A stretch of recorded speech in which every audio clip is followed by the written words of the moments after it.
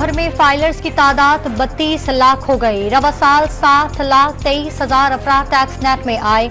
Non filers गाड़ियां और जायदाद नहीं खरीद सकेंगे। वजीर खजाना मोहम्मद औरंगजेब की प्रेस कॉन्फ्रेंस। बलूचिस्तान के इलाके मूसा खेल में ऑयल एंड गैस कंपनी के कैंप पर हमला। मुल्जिमान ने 17 मजदूरों को यरगमाल बनाने के बाद छोड़ दिया। मशीनरी को आग लगा दी। हमले में किसी जानी नुकसान की इत्तला नहीं मिली। पुलिस और कानून नाफिज करने वाले इदारे के एहलकारों ने इलाके को घेरे में ले लिया।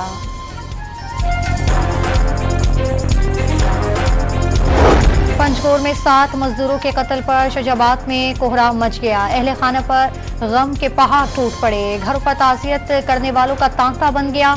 मरने वाले तमाम अफराद आपस में रिश्तेदार हैं। वाक़े का मुकदमा दर्ज कर लिया गया। हसन नसरुल्लाह की शहादत पर मुस्लिम उम्मा सोग में डूब गई। ईरान में 5, इराक और लेबनान में 3 रोज़ा सोग। इसराइली जंगी तैयारों ने बैरूत में हदफ में 100 इकसाम के बारूद बरसाए। हर 2 सेकंड के बाद बारूद उसी निशान पर गिराया गया। ठोस खुफिया मालूमात ने सबसे अहम किरदार अदा किया। 11 माह से पायलट अलर्ट थे और परवासें जारी थी। इसराइल के ब्रिगेडियर जनरल ने हिजबुल्लाह के सरबराह को शहीद किए जाने की अहम तफसीलात जारी कर दी।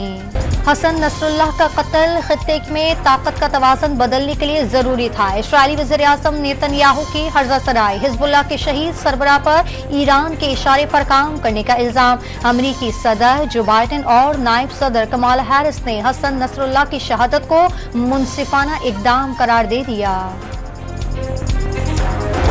पीटीआई के एहतजाज पर इंतजामिया का एक्शन। रावलपिंडी के मुख्तलिफ थानों में दहशत गर्दी की दिफात के तहत मुकदमा दर्ज। 57 अफराद नामजद। 150 मुल्जिमान नामालूम जाहिर किए गए।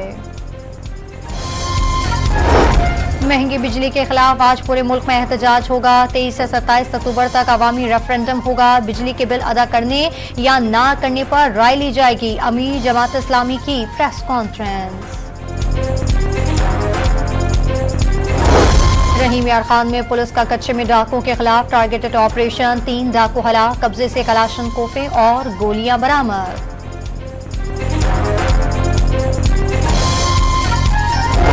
और साबिक क्रिकेटर मोहम्मद यूसुफ ने ज़ाती वजूहात की बिना पर सेलेक्टर की हैसियत से इस्तीफा दे दिया।